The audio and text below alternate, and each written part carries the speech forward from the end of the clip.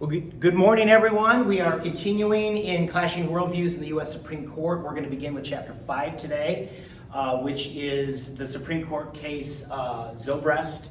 And this is a religious liberty case. It actually deals with how do you interpret the Establishment Clause. Okay. Now, if you've read the chapter, you know a little bit about it. Jimmy Zobrest was a deaf child. And had significant hearing, issues. And so he had gone to a Catholic, private school where they provided it for him. They provided an interpreter for him so he could learn.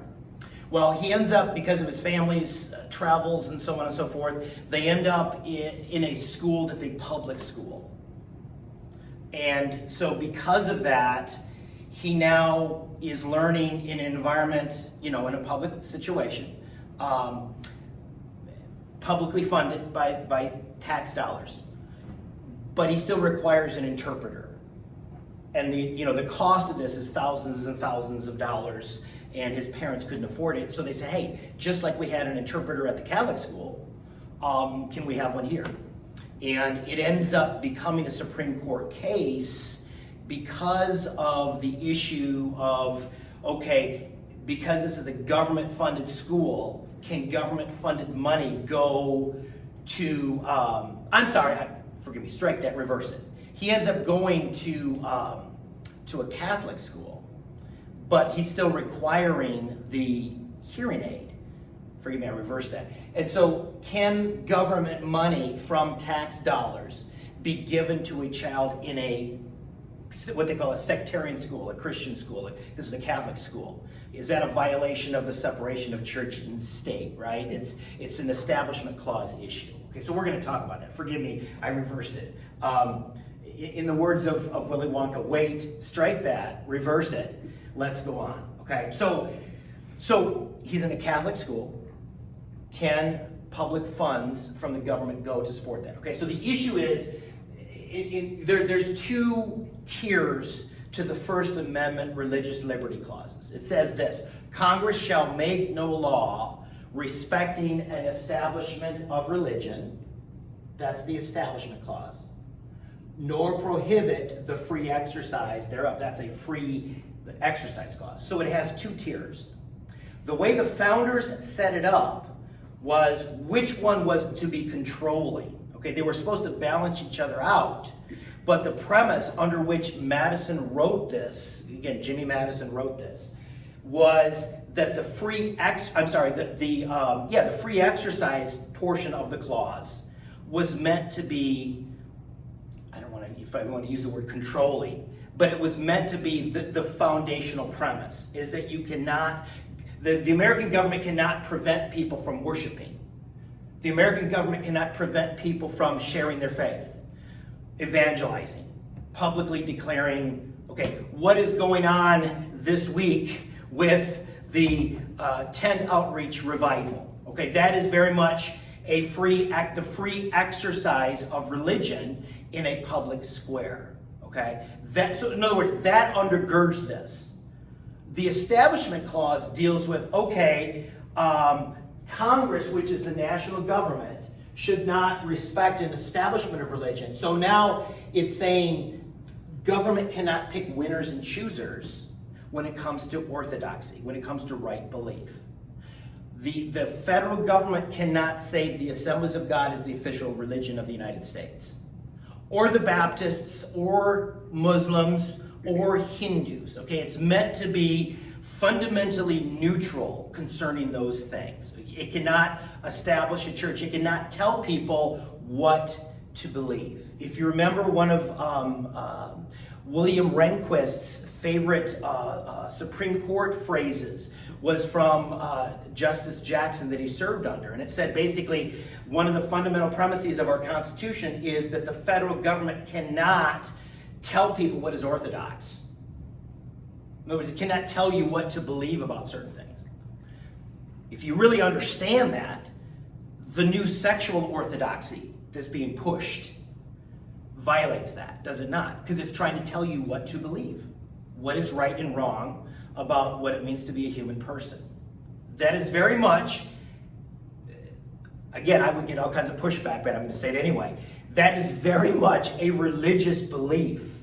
In other words, the secularists in Washington or in government that are pushing that would say, no, it's not. And I would say, yes, it is. If you define religion by what is ultimate, in other words, being religious is what is your ultimate concern. The ultimate concern of the modern sexual orthodoxy in America is either the self or human autonomy. Okay, that this premise that the self must be ultimate and you must recognize that. And the government is going to create laws to force you to recognize that. That is very much the compulsion of your conscience. Is it not? Sure it is. If you understand in other words, that's what James Madison was trying to convey when he said, Congress shall make no law respecting an establishment of religion. Okay? You can substitute the word for religion, you can substitute conscience, you can substitute soul freedom. In other words, the ability to believe what you want to believe about something. Whether you're a Christian, whether you're a Jew, whether you're a Zoroastrian, whether you're a secularist, whether you are a Scientologist, whatever, okay? Government's supposed to be, it's not supposed to compel you to believe a certain way. It can't do that. It can't establish that. All right? So that's the issue in Zobrest, okay? Because it gets prickly because government, in other words, the Zobrest family is asking for government funds to subsidize the cost. I think it was like $6,000 to $10,000, something like that. Forgive me, I don't. It was substantive for a family. This was in the late '80s, early '90s. Okay, so a lot of money, and so but it's tax dollars from the state. Okay, so the issue was, oh my gosh, that's a violation of this establishment clause. Okay, where do we get religious freedom from? Okay, the premise of it. From again, a biblical standpoint, who is the freest person in the world? The answer is God is, right? Is his freedom bounded in any way? Yes and no, but his freedom is bounded by his character, right? In other words, God has a particular character. Righteousness and justice are the foundation of his throne. He limits his freedom because he allows you to exist. Right? If God's freedom was completely unlimited, he would obliterate you and I because we're taking up his space. Right? So God is ultimately the freest person in the world, and yet his freedom is bounded by his character. Okay? So the idea of religious liberty is just as, the second part of it is this. God has created us with free will, so we can freely choose to accept him or reject him. Does God compel us to believe in him? No, he doesn't. Now, you might say, well, wait a minute, what about the scripture in Luke where it says compel everyone to come in? Yeah, in other words, the motivation of evangelism. Get out there and get it done, okay? But he doesn't force us to believe in him. Now, we will stand before him at the end of our lives and have to answer for our lives. But on this earth, he does not twist our arms, okay? Right? He gives us a free will. That is the underlying premise of religious liberty, is that government, in turn, just like God cannot compel, government cannot compel right belief. You have to be allowed freely to believe whatever you want. Okay? Now, you're not free to avoid the consequences of that belief, because the different worldviews lead to different trajectories of lifestyles and consequences and all that kind of stuff. But the premise was that you are free. Okay? So that's what Madison was working with. Okay. Also, this is the black eye of Christianity in the churches. Okay. The very same pilgrims that came over to the shores of America to flee from religious persecution, when they got on American shores, began to persecute one another because some of them weren't Baptists and some of them weren't Congregationalists and some of them weren't Anglicans and all that kind of stuff. Okay?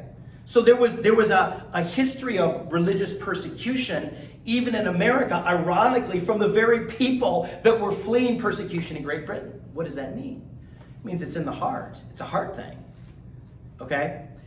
In England, okay, If you did not adhere to the Anglican Church, because that was your main church, it was not unusual, okay, to have significant disfigurement happen to your body if you didn't believe.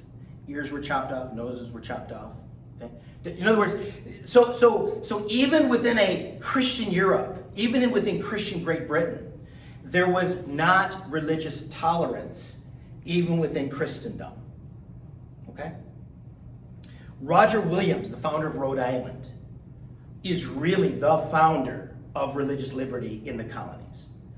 And he understood what went on in Great Britain. He understood what went on in Europe.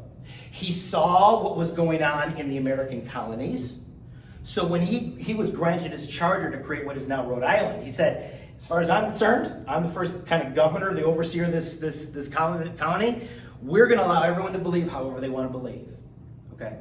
That was unusual. That was the only, capital O, only colony that allowed true religious liberty.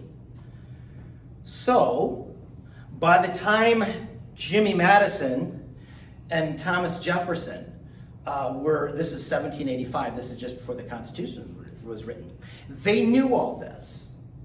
And so so Jefferson and Madison were like best buddies. They hung out together, they wrote together, they were good friends all of their lives. They understood all this. So by the time that Madison starts writing the First Amendment that we know of here, that was at the backdrop. Okay? And so he said, we're going to create a government, a federal government that allows everyone to believe however they want to believe, if you're a Christian or not. In other words, we've got to understand this as Christians. Okay? If we truly are religious liberty people, and we are, a right for a Christian is a right for a Jew, is a right for a Hindu, is a right for a Muslim.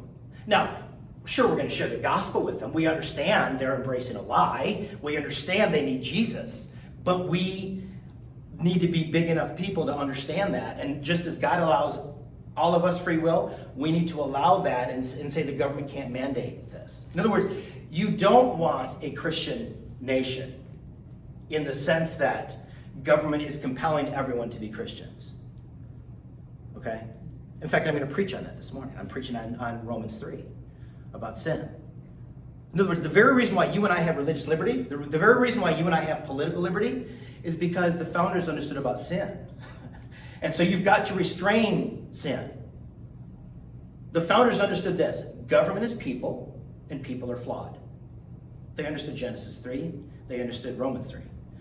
So because we're flawed, you've got to have individual restraints, self-control. The government has to be limited too.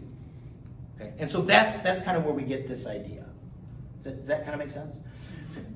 James Madison wrote a famous essay about a year or two before he wrote this phrase, called, and the essay is called On Property. And he's talking about, okay, what is property, and what is a just government as it reflects and respects property. And he says two things. He says, number one, property, I'm paraphrasing. I could read the whole thing, but I'm not going to. Property is tangible. My computer bag, right? My computer. The very camera that's videoing this session, okay? That's physical, tangible property. Government must respect that. But there's also intangible, immaterial property. He said this, I'm loosely paraphrasing. The people in America have a right to their property, but they also have a property in their rights. What are rights? Can you get your hands on a right? Can you get your hands on liberty or equality? No, you can't. That's an idea. It's a value, right?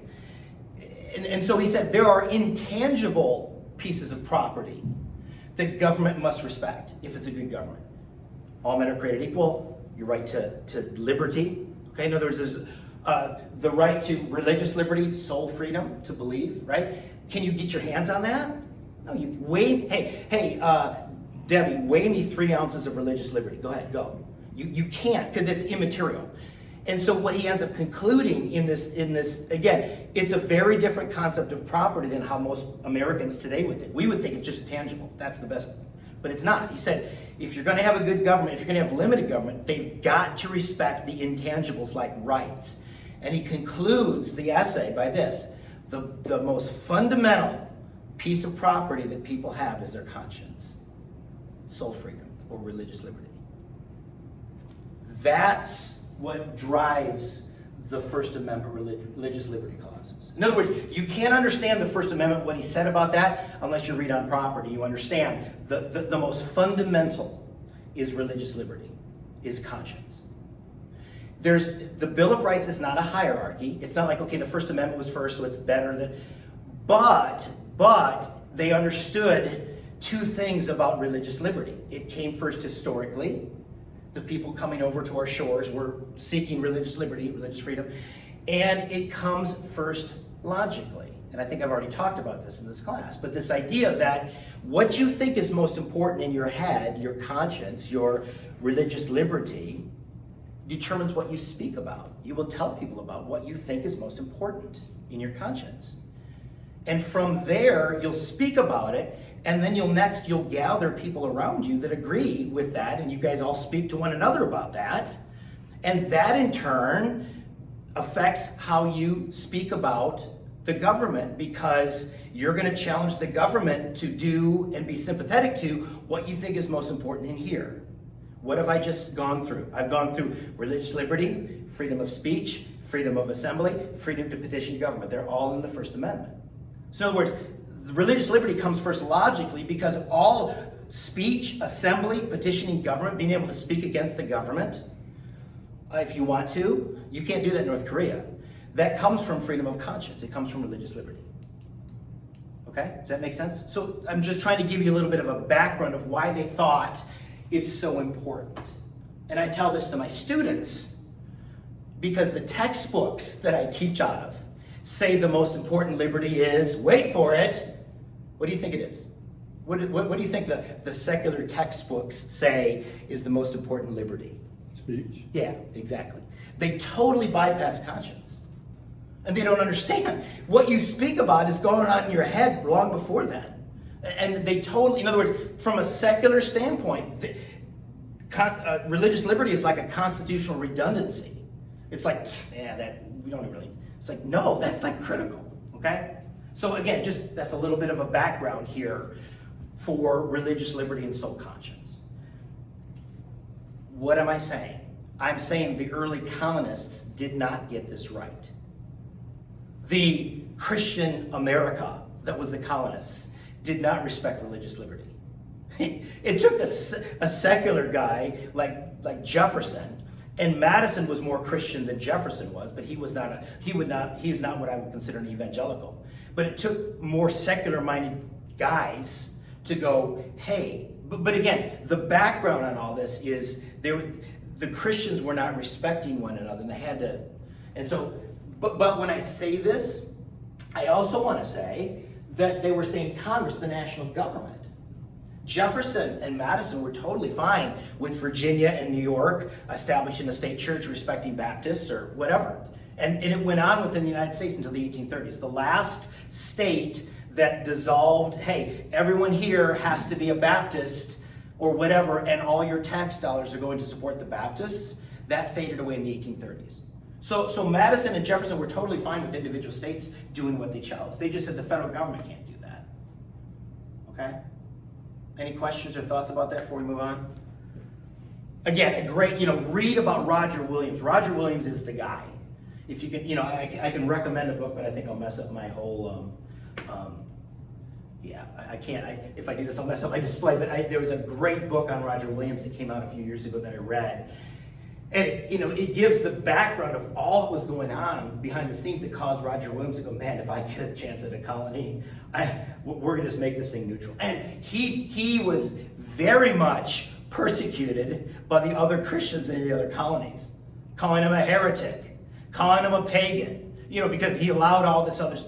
But that's the challenge of freedom, isn't it? That's God's challenge, to allow all of us knuckleheaded humans to go our own way if we want to, and choose to reject him. But that's a respect for the dignity of what it means to be human, and that's the basis of soul freedom. That's the basis of the First Amendment. When you say soul free, what does that mean? Soul free, in other words, that's what, Roger Williams didn't call it freedom of religion. He didn't call it freedom of conscience. He called it soul freedom.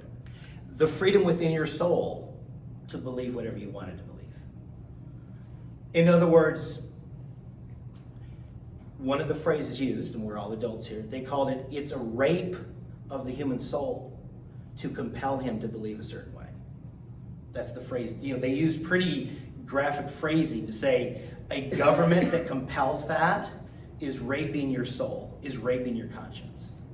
Okay, and I'll let you do the math, but you know what I'm saying? So, again, I understand the First Amendment so much better after reading some biographies of Roger Williams, and you just realize, oh, that's how it was. As a Christian, I wouldn't want to have lived in some of these other colonies if I wasn't an Anglican. Right.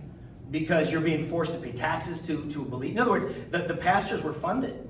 The pastors got their salaries from the state. James Madison and Thomas Jefferson wrote the Memorial and the Remonstrance against religious assessments in 1785.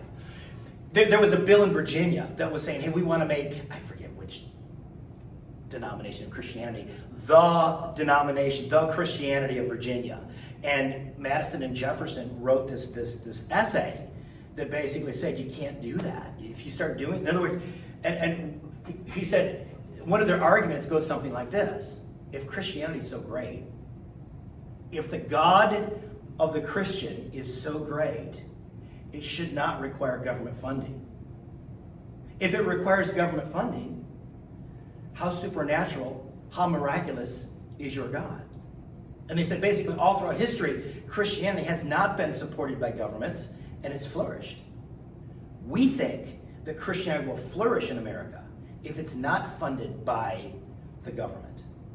That each pastor is not paid by the state, that they have to be a little bit entrepreneurial, they have to be adhering to the Bible to get a following of people that will in turn support them. And the level, to the degree to which they support the Bible and they preach the word, is the degree to which they're going to be supported or not supported if they go against that. Which was, if you read it, you're like, oh, that's brilliant. That's brilliant. But it was very controversial when they wrote it at the time, because establishment within the colonies was a big, big deal.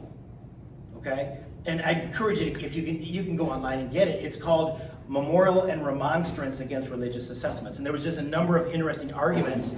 And so they envisioned, and this is exactly American religion right now, it's all entrepreneurial. It's all based on, you can have the biggest church you want, you can have the largest congregation you want, you can have the greatest, but again, because we think that when government starts stepping in and doing that and mandating that, you're actually going against the very supernatural character of the God you claim to serve that is so great.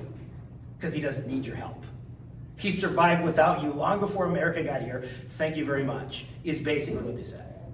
And again, this is, Jefferson was, he's not a deist. He's what they call a Unitarian rationalist. He did not believe in the Trinity. He did not believe that God did miracles, and yet he believed that God still intervened in the affairs of men. So there was enough of that within him. He actually says in 1790s, he basically says, I reflect, he's talking about slavery. This is the guy that owned slaves. I reflect that God is just, and that his patience is not going to go on forever, and I suspect that America is going to be judged because of slavery. That's what he said. He envisioned a civil war. He said, I see it coming. I see this is the fly in the ointment. And so you got to be real careful. Jefferson is like a mixed bag. He's on one hand, you're like, well, this guy's a total secularist and he's a pagan. And on the other hand, he's saying stuff like that. You're like, he knew God dealt with stuff. And that haunted him, if I can use that word in a sanctified way. It haunted him all of his life. He said, literally, I don't know, what was this, I think 10 days before he died. He said, the vast of mankind has not been born with saddles on their backs, waiting to be ridden by other people that have been basically, because of noble birth, have the privilege of riding them. He's talking about slavery. In other words, slavery is wrong. So, because you'll hear secularists, you'll hear fundamentalist progressives just demonize Jefferson. He was a hypocrite. This guy dealt with the slavery thing all of his life. He never released his slaves. Never did. but it haunted him, because you can't go against your conscience, and it was, anyway. So, all right, we need to get back to Zobrest, unless there's any other questions.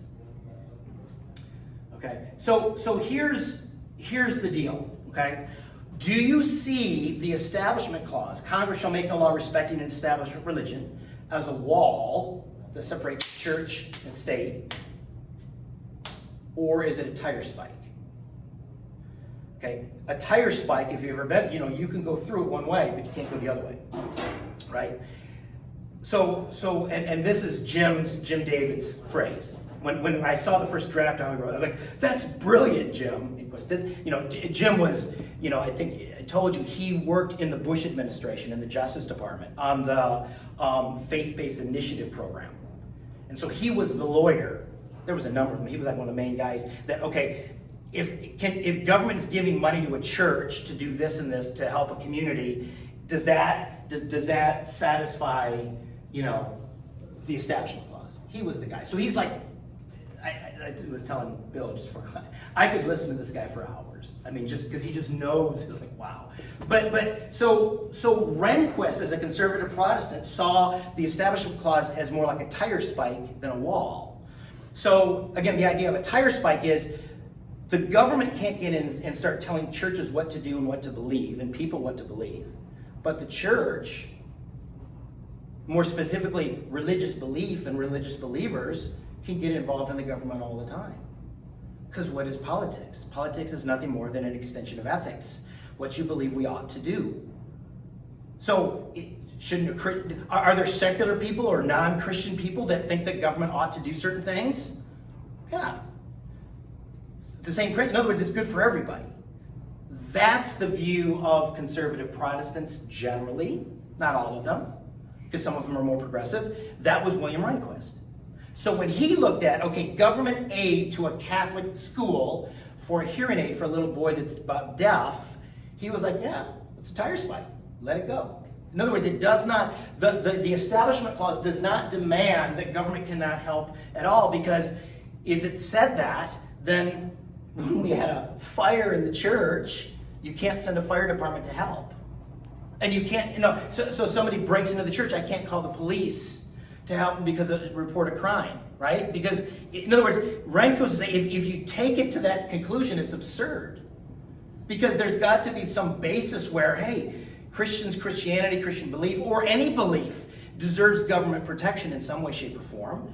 And so you should give aid to that little boy. So this is what Rehnquist said in the Zobrest case. He said, we have never said that religious institutions are disabled by the First Amendment from participating in publicly sponsored social welfare programs.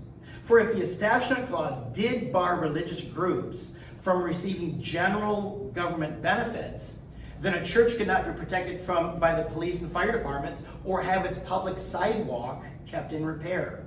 Given that a contrary rule would lead to such absurd results, we have consistently held that government programs that neutrally provide benefits to a broad class of citizens, defined without reference to religion, are not readily subject to an Establishment Clause challenge, just because sectarian institutions may also receive an attenuated financial benefit. Written like a lawyer. But you get the idea, right? He's saying that Jimmy Zobrest should be able to get government funding for his hearing aid because it's a general help. It's not furthering religion. It's helping this little boy hear in the same way that a fire department responding when Pastor Erik called them about 6 weeks ago. Because we have a baptism that was burning down because the water drained out of the baptism and the heater was on the fiberglass burning it through. That should be allowed. That's not a violation of the Establishment Clause. Okay? So you go to Blackmun. Okay? He saw the Establishment Clause as a wall of separation. Is that no. Government should totally be neutral on everything. Never ever help religion. Okay? A state-employed sign language interpreter would be required to communicate the material covered in religion class, the nominally secular subjects that are taught from a religious perspective, and the daily masses at which Cell Point encourages attendance for Catholic students. In an environment so pervaded by discussions of the divine, the interpreter's every gesture would be infused with religious significance. Although Establishment Clause jurisprudence is characterized by few absolutes, at a minimum, the clause does not absolutely prohibit government finance or government-sponsored indoctrination into the beliefs of a particular religious faith. So he looked at the hearing aid as, hey, that hearing aid is allowing this little boy to hear religious teaching, and government should not sponsor the indoctrination of, in other words, they thought that Jimmy Zobrest was going to be indoctrinated by the Catholic Church, and that violates the Establishment Clause. Okay? In keeping with this restriction, our cases consistently have rejected the provision by government of any resource capable of advancing a school's religious mission. Although the court generally has permitted the provision of secular and non-ideological services unrelated to the primary religion-oriented educational function of a sectarian school, it is always proscribed means prohibited.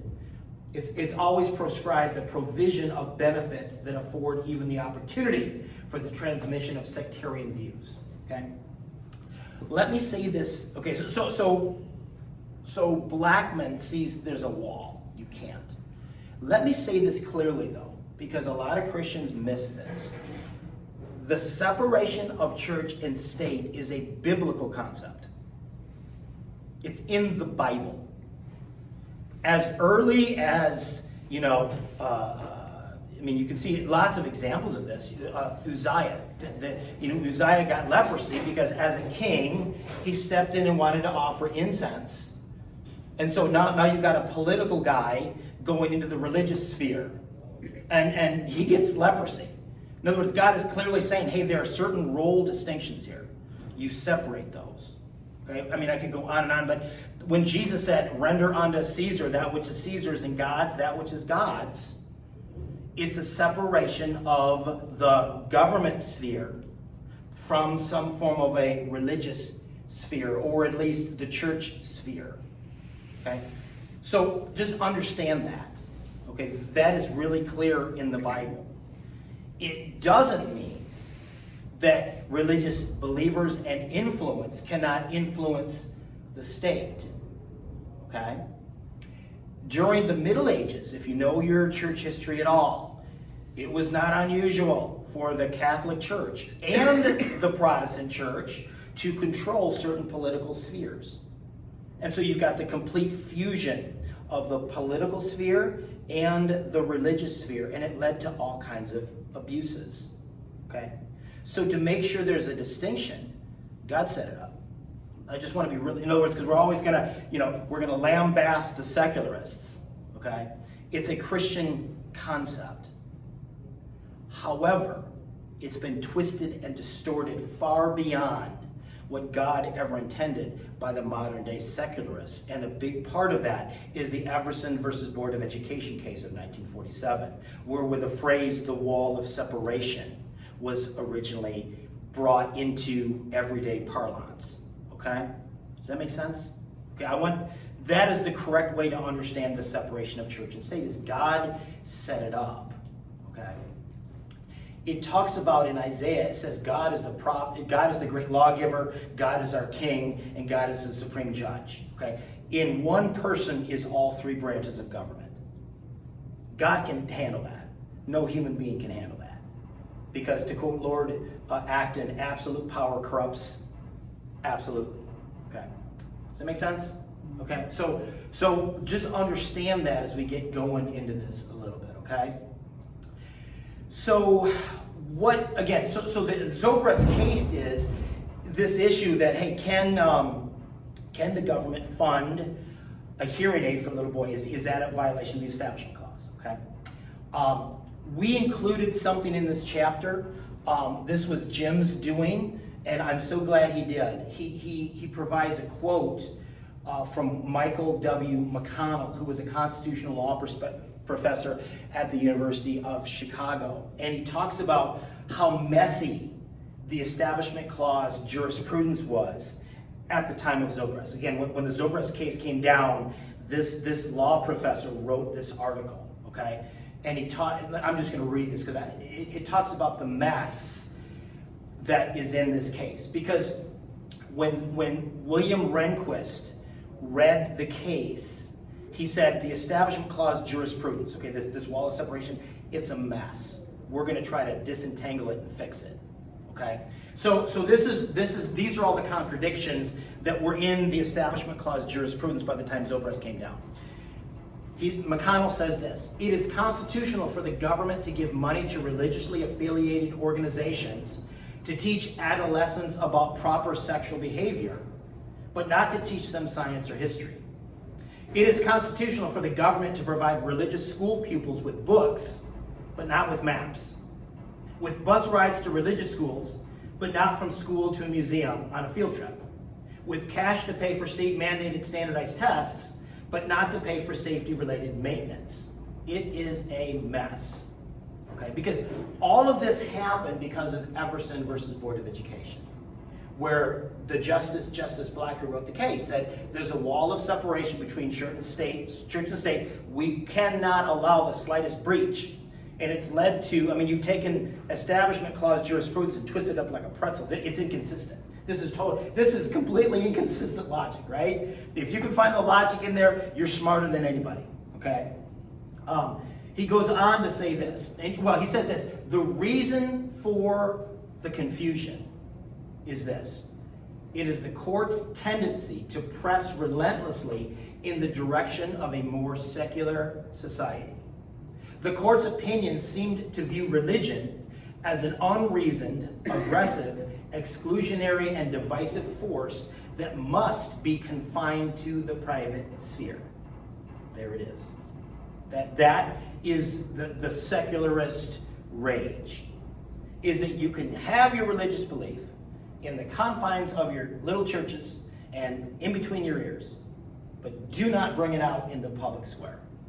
That is secularism. And McConnell puts his finger on the issue. That's why all of this stuff is messed up, because the court is thinking they equate secular with neutral. And it's not. Secular, in other words, a public square sanitized of all religious belief. The logic goes, it's going to be, there's no division, there's no arguments, there's no disagreements, we're good, we're fine. The assumption is secular equals neutral, and that's just not true. Okay, we have the most secularized political environment in my lifetime. Is it non-divisive right now? Are we all getting along? Are we all, doing a happy dance and singing Kumbaya? No, but that's the logic. And as Christians, we understand there is no secular act.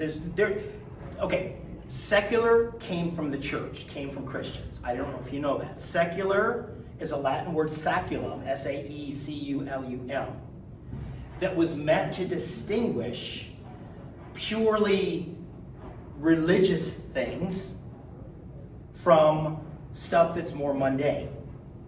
And the Catholic Church basically advocated this during the Middle Ages. The assumption is, it's a wrong assumption, if you're doing religious ministerial things, you're closer to God and more closer to what God wants.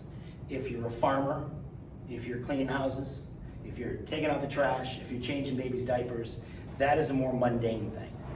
To be more spiritual is to do more of the ministerial things, okay? But it was originally used it was trying to just make a distinction. But the problem is that distinction has been taken to a whole nother level in our generation.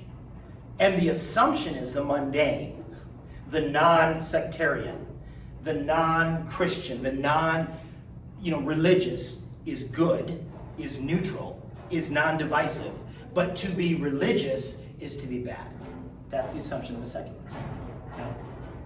So he goes on to say, when religion stuck to the private functions of spiritual comfort, guidance, and inspiration, the court extended protection of the Constitution. But the court was ever conscious that religion can also serve powerfully to divide societies and to exclude those whose beliefs are not in accord with particular religions. I'm thinking of critical race theory right now as I read that. Same thing. It's a religious worldview. Critical theory. That's exactly what it is. In other words, What did Jesus say? You cast a spirit out of somebody, and you think you're good. The house is clean, swept, and in order.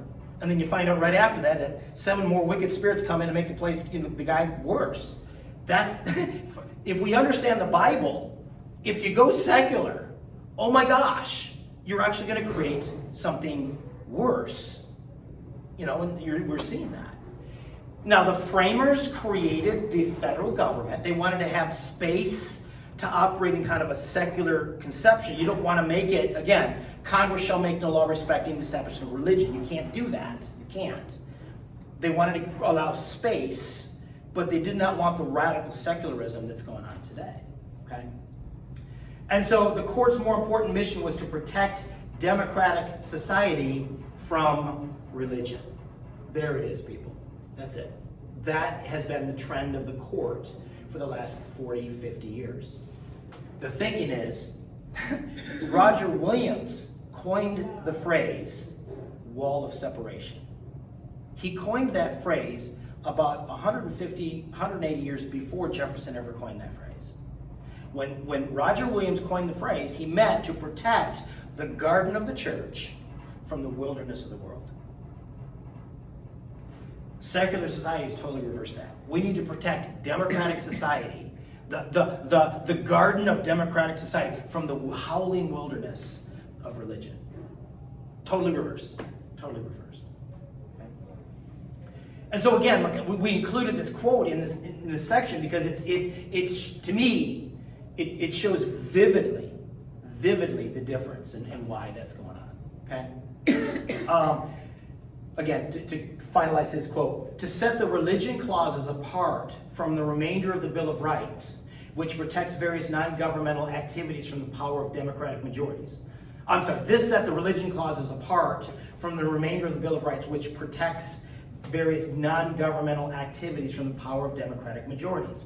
Only the religion clauses have been interpreted to protect democratic society from the power of the private citizen, even from the supposed power of minority religions. Consider the parochial school aid cases, which protect the non-Catholic majority from the Catholic minority. The explanation presumably lies not in the logic of the Bill of Rights, but the court's perception of religion. Okay, this is a worldview conception. The fact that the court is going a more secular way, it's revealing their worldview, not so much a correct interpretation of the Constitution. Okay? So, the issue here, okay? So let's get into Everson, okay? Everson versus Board of Education happened in 1947. This is the key. You got to understand. You cannot understand religious liberty issues unless you understand Everson and the background of it, okay? The irony of Everson dealt with, okay, kids were traveling from a Catholic school over to a secular school to get teaching. And the federal government or the state governments were paying for it.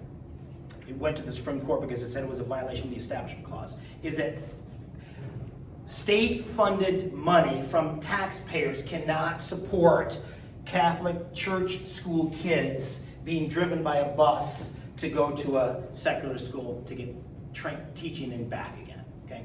The irony of this case is they sided for the Catholic school kids. The Christians won in this case.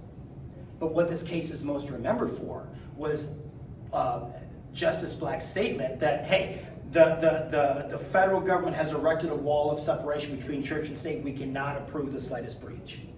And the irony of that case is the win actually turned into a loss because this is what's called, if you want to be a little technical, this is called dicta, D-I-C-T-A.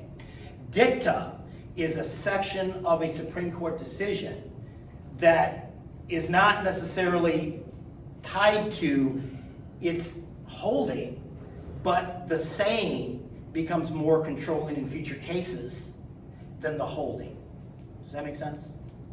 And this happens all the time in constitutional law. This is why constitutional law gets so complicated. Because you're like, wait a minute, they decided this way. Yeah, but the statement, wall of separation, trumps what their holding was. And they start using that in future cases. Does that make sense?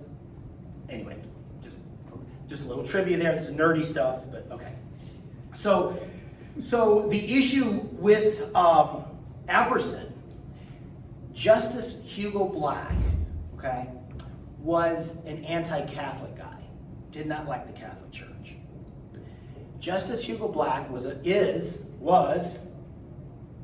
while on the court, a member of the Ku Klux Klan, okay, which he would not fare well in today's political climate. When he wrote Everson, he intentionally was trying to punish the Catholic Church, and because he saw the Catholic Church as the big problem, the big boogeyman in American society. Again, this is why understanding worldview and understanding the background of how these justices think helps you understand why they made the decisions that they did. Okay, and so in the case, Hugo Black, instead of looking at American history, and this is key too, is that if you're a Supreme Court justice, you're pledged to uphold the Constitution, you kind of need to look at a couple of things at least, like the Constitution to make your decision, and maybe what pertains to America. He ignored all that and went over to Europe and looked at all the religious persecution. Did the Catholic Church engage in religious persecution? Yeah, they did. You ever heard of the Inquisition? No, about 9,000 people died in the Inquisition, and untold tens of thousands got tortured and really hurt. That was a bad thing. But that's not where he should have gone, but he did. Because again, his decision-making was driven by his animosity toward the Catholics. So basically, Hugo Black said that he went into European history to claim that the centuries before and contemporaneous with the colonization of America has been filled with turmoil, civil strife, and persecutions generated in large part by established sects determined to maintain their absolute political and religious supremacy. Justice Black cited Catholics persecuting Protestants, Protestants persecuting Catholics, and both Protestants and Catholics persecuting members of other sects. Okay. Did that happen in America? Yes, it did. That did happen. Okay. He wrote, without citing any support, these practices, paying tithes and taxes to support churches and to pay ministers who preached incendiary sermons that generated a burning hatred for dissenters. There was no sources. He just said it. Became so commonplace as to shock the freedom-loving colonials into a feeling of abhorrence. Black concluded that the imposition of taxes to pay ministers and salaries and to build and maintain churches aroused indignations of colonials, and it was these feelings that formed the expression in the First Amendment. Okay. Black already had an issue with the Catholics, but he drove that into his logic in totally amplifying the issue. Okay. And so, in his opinion, he ignored the following. This is where he should have gotten it right. Okay. The reason I'm saying this is because Rehnquist, in his dissent in a case called Wallace v. Joffrey, used most of this and showed an accurate reading of American history. So Black ignored this, the express wording of the First Amendment that limits only Congress, but imposed no restriction on states. In other words, states could still do it. Now, remember we talked about selective incorporation? Remember what selective incorporation is? Applying the 14th Amendment to the states and limiting the states. Okay?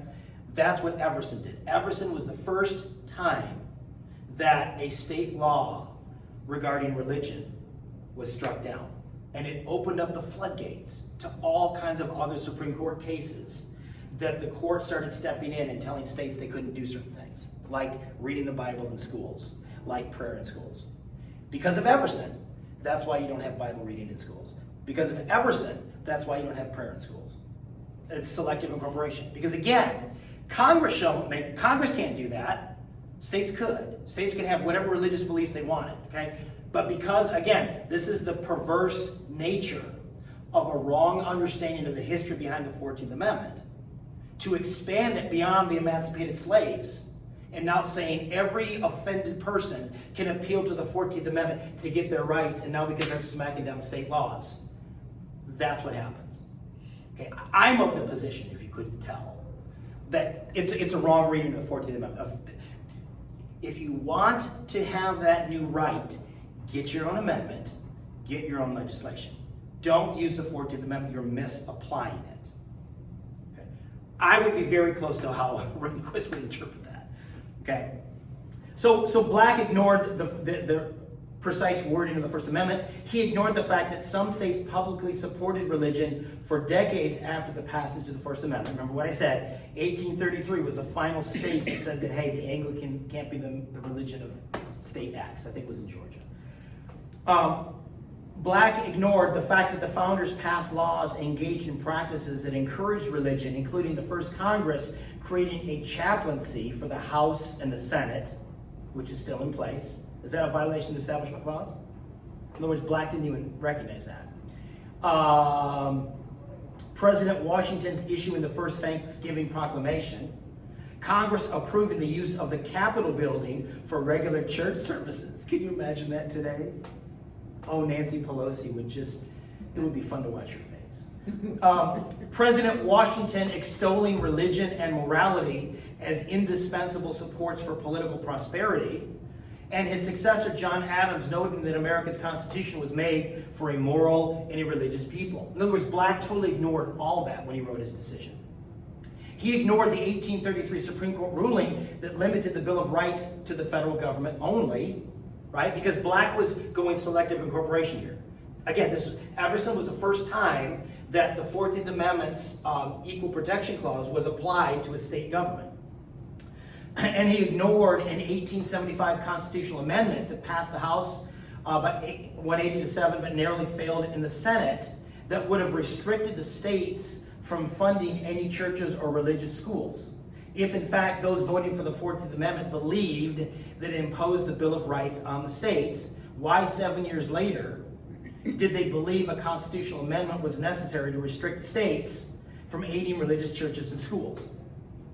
You understand what he just said there? Is that you can't, in other words, if they thought that the 14th Amendment applied to states, why did they have an amendment dealing with that? In other words, the 14th Amendment didn't apply to states. So again, trying to show that Black basically missed it.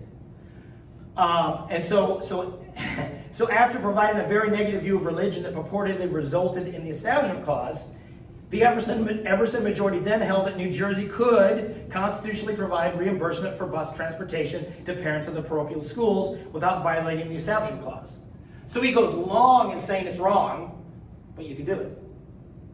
In other words, this is a great example. Remember the opening chapter of the book, we have a quote from, and in the 9th chapter too, from a Supreme Court justice that said 90% of the decision making we make is emotional.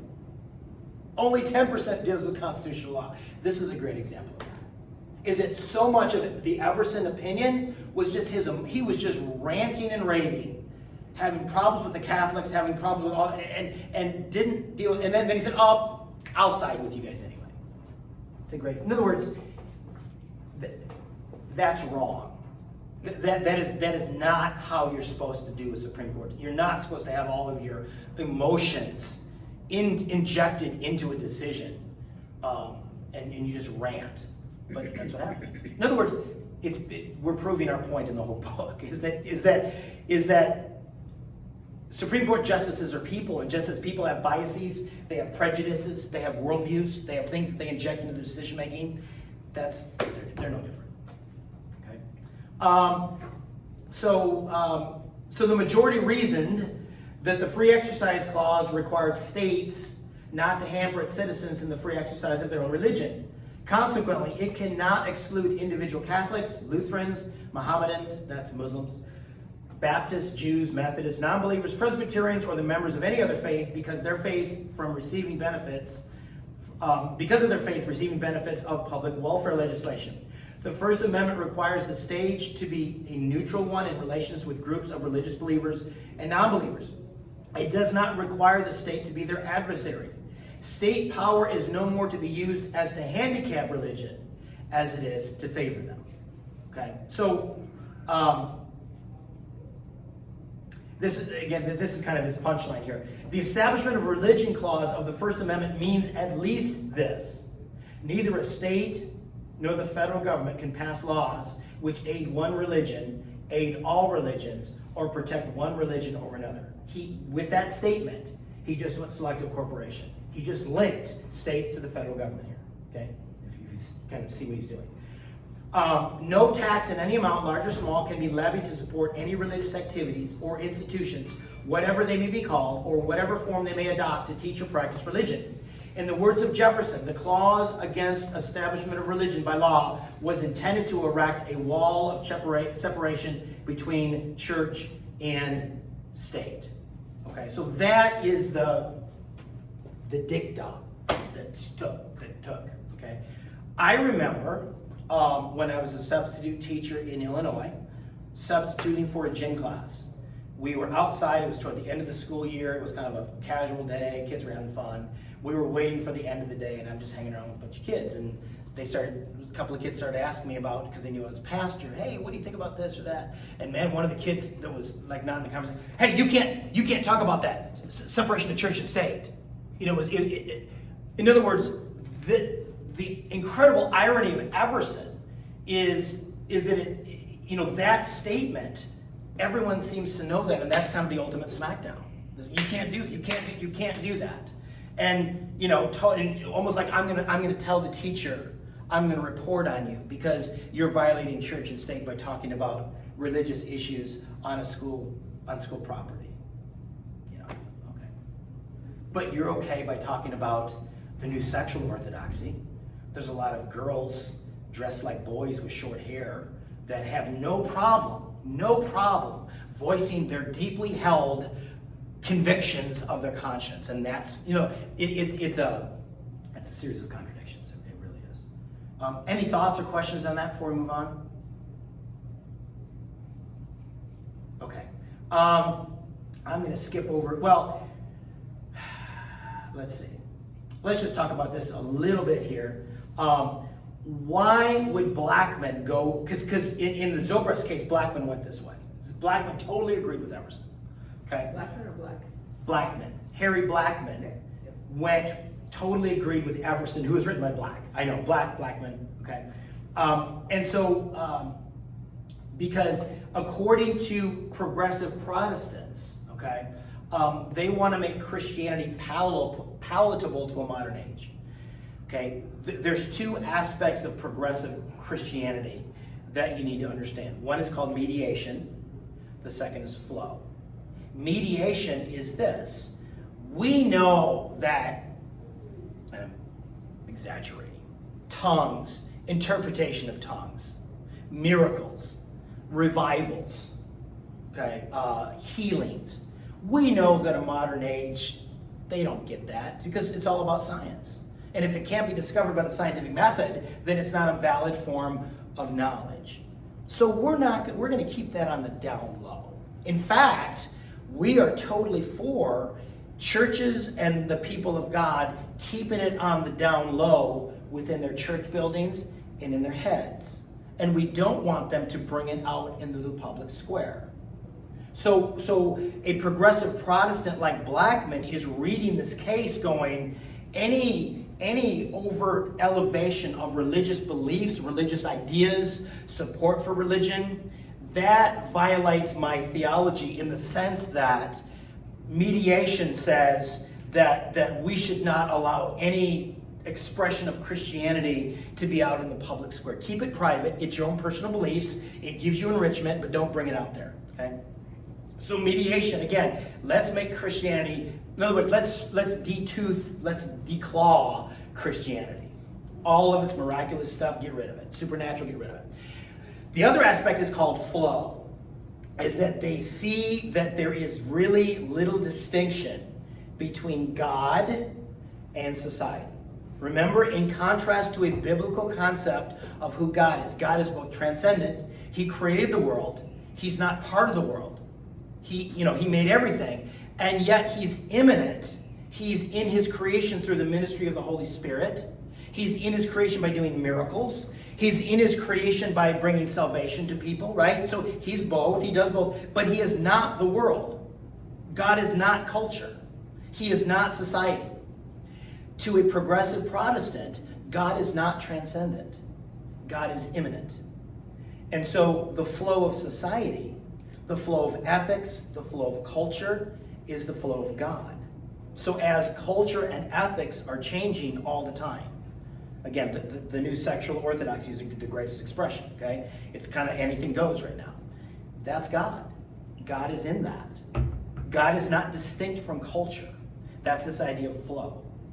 So a progressive Protestant like Blackmun is going to look at, okay, government support of religion, elevating religion in society, they're going to reject that because that violates, in other words, any kind of religious expression, if you have it at all, should be completely privatized, not anything in the public square, because of that understanding of who God is.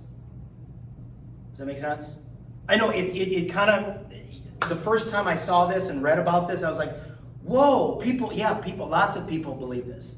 The Church of Christ and some of these different churches, they've gone this way. But again, it's your view of who God is. Okay, so he had no problem going in that direction. Okay. The other aspect of progressive Protestantism is human reason. Human reason, science, is ultimate. Biblical understandings, that is something that is supplemental, if at all. Okay, so he's going to see any government elevation of religious anything as a violation of human reason. That violates my reason. My human reason says that we can achieve human flourishing on our own without any kind of religious influence in the public square. Okay? Very different than how we would think and how we would believe as conservative Protestants. Okay.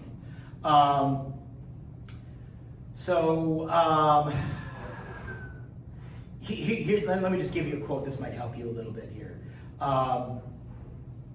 A progressive Protestant theologian, John Cobb, wrote this: progressive Christians strongly oppose the attempt to reassert Christian hegemony. Hegemony is like supremacy, Christian views that everyone embraces. They strongly oppose the attempt to reassert Christian hegemony today. This is partly because progressive Christians are more positive than others about some of the values of the Enlightenment. What is the Enlightenment? Human reason, human rationality is the substantive form of knowledge for a modern age.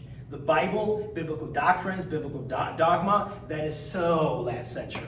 That is so old school. It's all about science. It's all about the scientific method. Okay? Elaborating on what exactly this implies in the context of public schools, Cobb asserted that we believe our children should be taught what objective evidence supports without interference from religious dogma, because Enlightenment values lead to a greater sense of tolerance and inclusiveness. Religion muddies the waters. If you start teaching kids about creation and evolution side by side, it's going to muddy the waters. Notwithstanding that, I thought education and knowledge is about allowing people to have all the ideas that's going on and allow people to make decisions. But no, we have to suppress certain things because religious dogma is divisive. Only science, only the rational concepts of the Enlightenment is what is true knowledge. Remember the book Kingdom Triangle that we went through a couple of years ago? And I'll never forget, this is to me the most important point of the whole book. He said, the epicenter of spiritual warfare in our culture is the nature and the limits of knowledge. What counts as knowledge? What Blackmun and what progressive Christianity is saying, the only thing that counts as true knowledge is what the human mind can figure out through science. As Christians, we would say, yes, science can find out lots of things about germ theory and gravitational pull and on and on and on and on it goes. However, the Bible, Revelation, is also a valid source of knowledge to tell you how to live, to tell you that there is a spiritual realm, there really are demons, there really is spiritual warfare, and there really is a natural world that you can see, hear, taste, feel, touch, so on and so forth by your five senses. We would say both of those realms constitute reality. Both of those realms constitute knowledge. When the Bible talks about what it means to be a human, when the Bible talks about, hey, watch your tongue, James 3, because when you speak, you're speaking against the image of God. And so when you curse somebody, you're actually cursing God and hurting yourself and the other person in the process. That's really knowledge. That's really real. That's really true. Right? In other words, that's not farcical. That's not a figment of my imagination. That is not my personal belief. That is really true. When we speak words, we can actually curse people. And the reason why we curse people is because people are made in the image of God. We live in a voice-activated universe. The very God whose reflection we are, who spoke the world into existence, we can also create worlds with our words. Good worlds and destructive worlds. And that's reality. That's what James 3 tells us. Okay? We would say that's a source of knowledge. A progressive Protestant, now that's just your personal belief. That's just your personal devotional. That might be enriching and helping to you. That might help you personally, but that is not real knowledge. That make sense? So because of that thinking, again, they're going to say that we need to prevent religion from being out in the public square because that makes the world more tolerant. Okay? Exactly the opposite is happening. Yeah, are we a more tolerant culture today with this new version of tolerance? Not a chance. You know, that's the irony. You can't see the writing on the wall. But, yeah. Anyway, any thoughts or questions on that? Okay, I'm going to end there because there's a whole new subject I want to get into with what Rehnquist thought, and we're not going to develop it in 5 minutes, okay? Thank you, everyone, for watching, and hey, happy Independence Day.